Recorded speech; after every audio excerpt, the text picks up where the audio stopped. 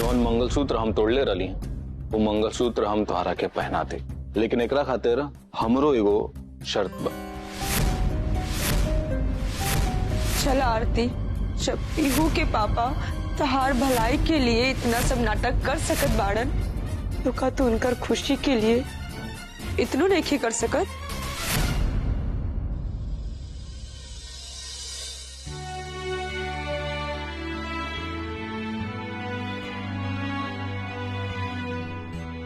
बहन, 1 मिनट रुकिए ना। वो जब डॉक्टर साहब के हम जा रहे थे तो हमने रंजन देवर जी को पैसे देकर आपके लिए एक नया मंगलसूत्र मंगवा लिया है। आप 1 मिनट देखिए ना बहन, ये मंगलसूत्र एकदम नए डिजाइन का है, आपको बहुत अच्छा लगेगा, आपके गले पर भी बहुत सुंदर दिखाई देगा। देखिए तो, लीजिए लीजिए ना बहन। हमने सोचा कि आपका ये मंगलसूत्र तो टूट चुका है, अगर इसे देखकर घर में आपसे कोई इसके बारे में चर्चा करे तो आप प्लीज अमर जी की बीमारी के बारे में किसी को मत बताइएगा। घर में इस बारे में किसी को खबर नहीं होनी चाहिए।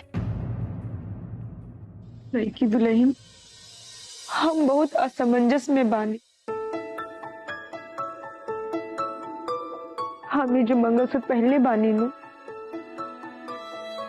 ये हमरा खातिर बहुत बेशकीमती बा। काहे से कि ये मंगलसूत्र हम पीहू के पापा के हाथ से छुआए के पहनले बानी। और तारा के पता बा, पीहू के पापा के हाथ के छुअल हर चीज हमरे खातिर बहुत बेशकीमती बा। हम समझ सकते हैं बहन, लेकिन एक टूटा हुआ मंगलसूत्र भी तो अपशगुन ही होता है ना। बस इसीलिए हमने आपके लिए नया मंगलसूत्र मंगवा दिया। और फिर हम नहीं चाहते थे कि एक मंगलसूत्र के लिए आपको घर में फिर से 4 बातें सुननी पड़े। देखिए ना बहन, अमर जी से हमारा रिश्ता जुड़ा तो आपसे भी जुड़ गया। वैसे ही अगर आपकी बदनामी होगी तो हमारी भी होगी, और फिर अमर जी की भी तो बदनामी होगी ना। अरे ये सब बात से इनकरा कोनो फर्क नहीं पड़े वाला। ये तो चाहत अलीन कि हमार बदनामी के तख्ती कि ले जाके बांस पर टांग दे। ठीक बा, हम ये मंगलसूत्र पहनब, लेकिन हमार एगो शर्त बा। शर्त ई बा कि मंगलसूत्र पीहू के पापा हमरा के अपने हाथ से पहनाए। ठीक बा, जौन मंगलसूत्र हम तोड़ले रही हैं वो मंगलसूत्र हम तुहार सौतन का हाथ से लेके तुहारा के पहनाते।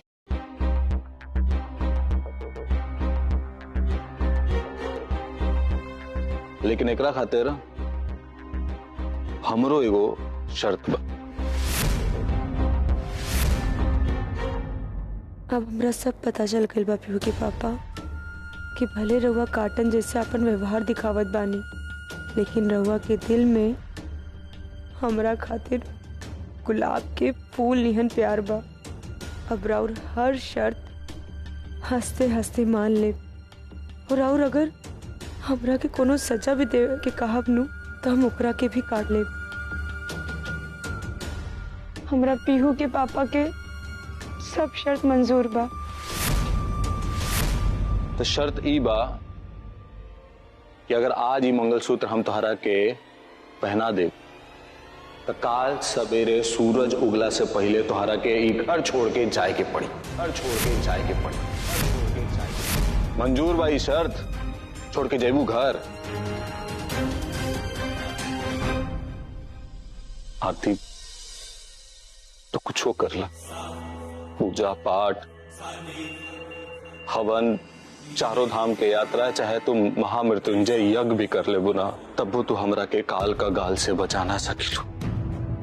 हम कुल पड़ाव पार करके अपन अंतिम पड़ाव मृत्यु पर आगल बनी। अब हमार बचल बहुत मुश्किल बा। हम का करी? ये बीमारी ऐसन बा कि हमरा के तिल तिल करके मरे के पड़ी।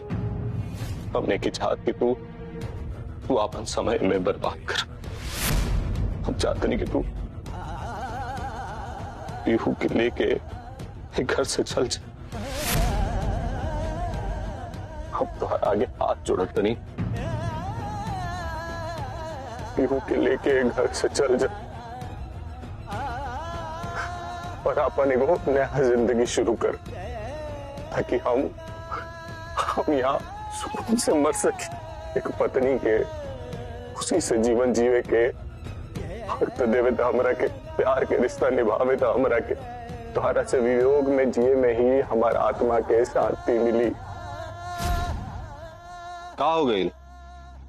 कहाँ गुम हो गया ध्यान तुहार? अरे तोहरा जैसन चालबाज औरत के ना बहुत अच्छा से पहचानीला। तोहर दिमाग में जौन फितूर चल रहा बा ना, उसे हम अनजान नहीं की। हमरा बहुत अच्छा से पता बा कि तू हमरा के कोनो न कोनो पैतरा में फंसा के यही घर में रह चाहता लो। अमरेंद्र तिवारी नाम है हमार। आदमी का सांस का गति देख के बता दे कि ओकर दिल में का चल रहा बा।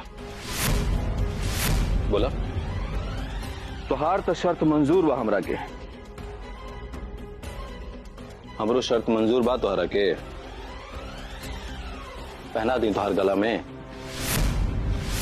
जैबू घर छोड़ के चुप कहाँ हो गेलू? पतिव्रता नारी बने का बड़ा शौक बा तोहरा के। ये मंगलसूत्र पहन के तू बुझा तलू कि तू पतिव्रता नारी बन जैबू।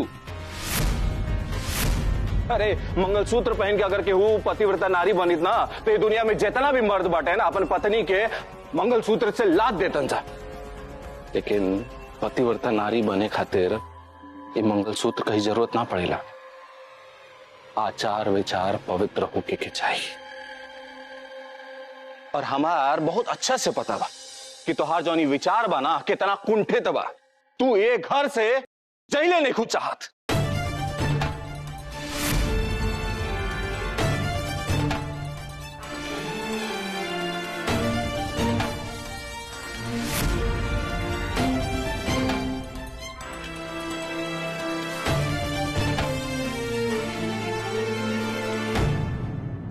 देख ले अला ना,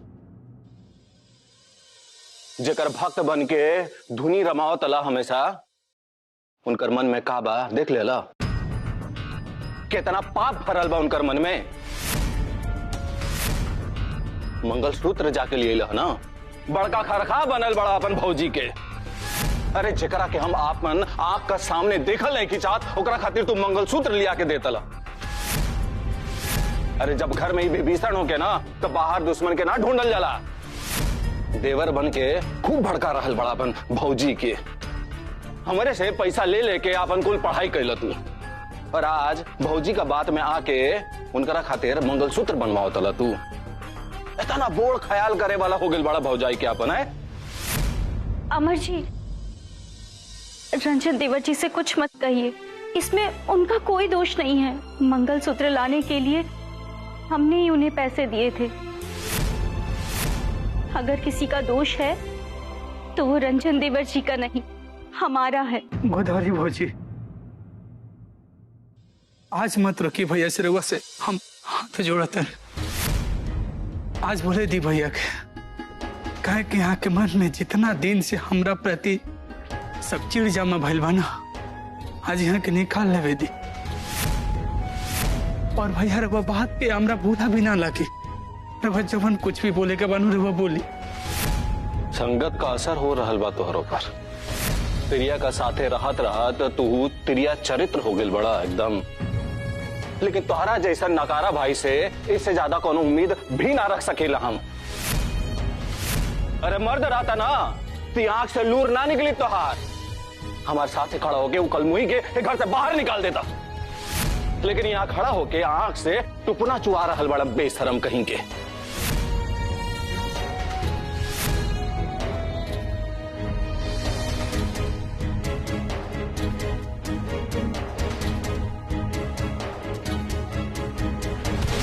रंजन देवर जी उठे, ठीक है ना आप? हाँ हाँ बहू जी। हाँ, अमर जी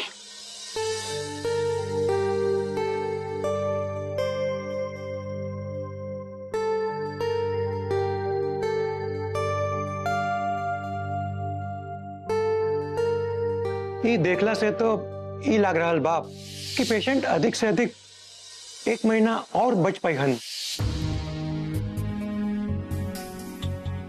देखा अपन पतिव्रता के शक्ति, आई देखा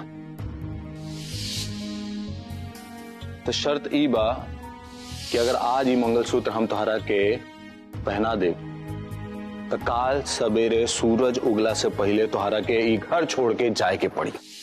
आरती तिवारी,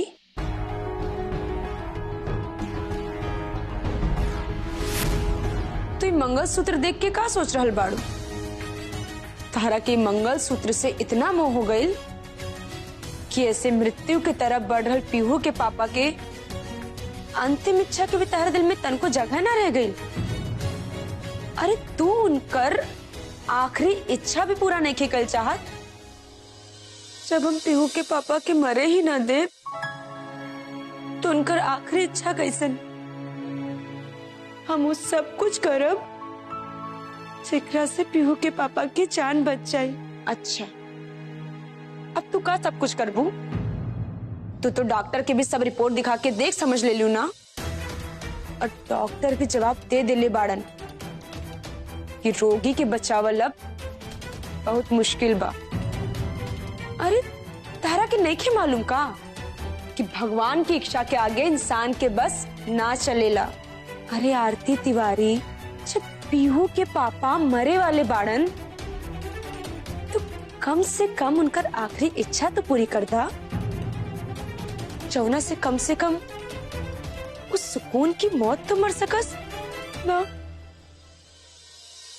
हम अगर पीहू के पापा की बात मानब, उनकर आखिरी इच्छा पूरा करब, तो उनकरा से पहले हम ही मर जाए। और अगर हम पीहू के पापा के छोड़ के जाए लू तो हम जिंदा ना रह पाए। आरती तिवारी, पीहू के पापा ही बहुत अच्छे से जानत बाड़न कि उनकरा मरला के बाद ना तार ई घर में बहुत बुरा दुर्दशा हो जाई। यही से तू जीते जिंदगी तारा और पीहू के घर से भेजल चाहत पानी, ताकि तू अपना पांव पे खड़ा होकर आपन और पीहू की जिंदगी सवार सको। लेकिन पीहू के पापा ये बात तारा से कहीं नहीं खे पावत। यही से पीहू के पापा सब कुछ कर रहल बाड़न जेकरा वजह से तू उनकरा से नफरत करे लागे। और तू उनकरा संगे संगे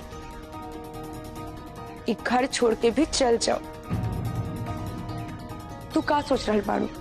तू एहजा रहबू तो पीहू के पापा खुश नहीं हन। अरे जब वो खुशे ना रही हन तो उनका मरला के बाद उनकर आत्मा की शांति मिल पाई? अभी तारा सोच के ऊपर बा कि तू स्वार्थी बनकर एक घर में रहकर अपन मर मर्जी करबू, कि घर छोड़ के जाए के निस्वार्थ भाव से पीहू के पापा के मरला के बाद उनकर आत्मा के शांति के लिए प्रार्थना करबू। आरती, तारा के जौन कुछ भी करे के हुई नु वो बहुत सोच समझ के करी हम। ये जवन तार फैसला हुई नु वो एक तरफ पीहू के पापा के सुकून से मरे खातिर बहुत जरूरी बा, तो दूसर तरफ पीहू के जिंदगी सवारे खातिर भी तारा ऊपर आए वाला जिम्मेदारी बा।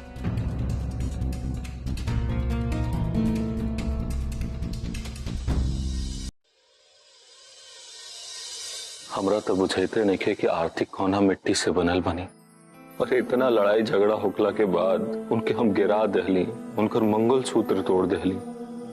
इतना कुछ होकला के बाद भी आरती ना हमरा के और ना घर के छोड़ के जाए खातिर तैयार बनी। कबो कुछ बहाना बना के रुकिए जाते। हम लाख कोशिश करते नहीं कि उनका दिल में हम अपना खातिर नफरत पैदा कर दी। उनका दिल में हमारा खातिर प्यार कमी नहीं कि वो तो हम का करी हम।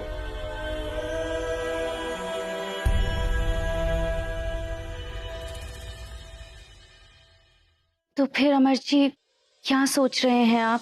हम तो बस ये सोचते नहीं कि अगर आरती हमारा खातिर अपना दिल में प्यार रख के घर से चली हो जाइहन तो बहुत परेशानी हुई है ना कबो वो हमरा के भुला पाई है ना कबो सुखी जीवन जी पाई है ना अपन नया घर बसा पाई है। एक तरह तो उनकी जिंदगी और तबाह हो जाए। अरे जब हमारा के वो भुलाइए ना पाई है तो दूसर ब्याह करके भी अपन जीवन कैसे सुखी से बिताइए। हम तो बस ये चाहते नहीं कि हम रहें चाहे ना रहें, लेकिन आरती का चेहरा पर हमेशा मुस्कुराहट रहे। जब वो दूसर ब्याह कर लिया ना तो धीरे धीरे अपन नया परिवार में घुल मिल जाइए और शायद हमरा के भुला जाए। पति पत्नी के सुख में तो आदमी बाप महतारी के भी भुला चला, तो फिर पहला पति के भुलाई कौन बोड़ बात बा। वैसे भी हमार बुराई आरती का नया पति का अच्छाई का सामने थोड़ी ना याद है। वो अपन जिंदगी में व्यस्त रही है और उनका जिंदगी का गाड़ी ऐसी चलत रही। बस ये चाहते नहीं।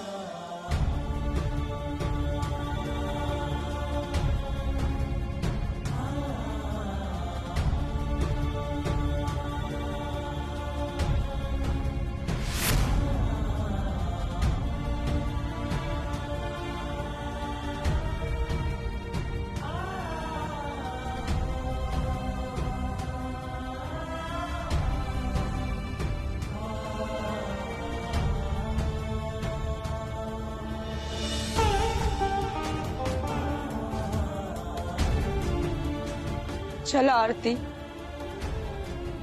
जब पीहू के पापा तहार भलाई के लिए इतना सब नाटक कर सकत बाड़न तो का तू उनकर खुशी के लिए इतनो नहीं कर सकत?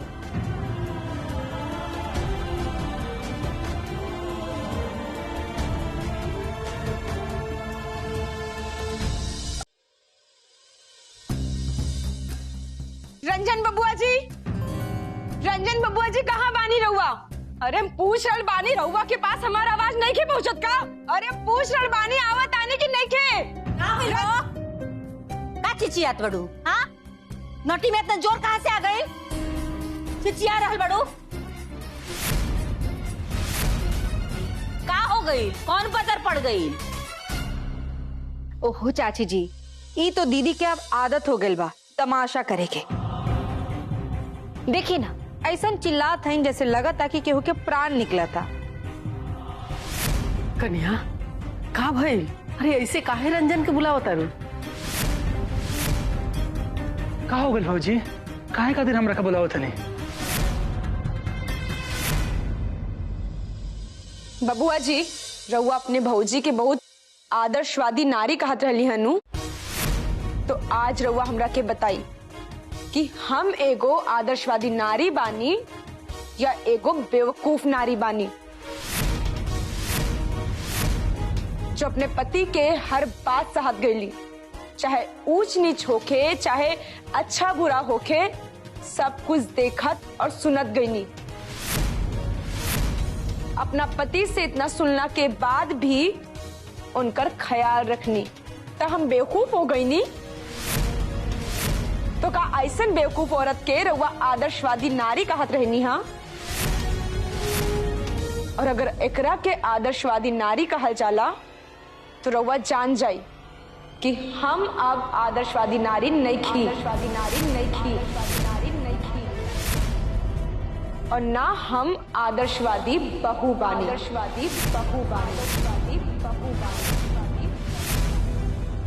और अब हमरा ऐसन आदर्शवाद नइखे मंजूर।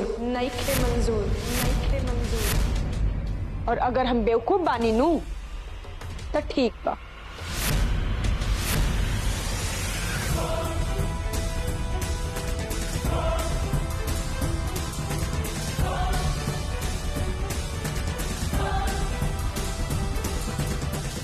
और हम ऊ पति के संग बिल्कुल नहीं रह सकत जे अपना पत्नी के तन को इज्जत नहीं दे सकत। और हमरा नहीं रह के घर में, और ना सिर्फ हम घर छोड़ के जाए, बल्कि हम इनकार से जुड़ल हर रिश्ता तोड़ के जाए।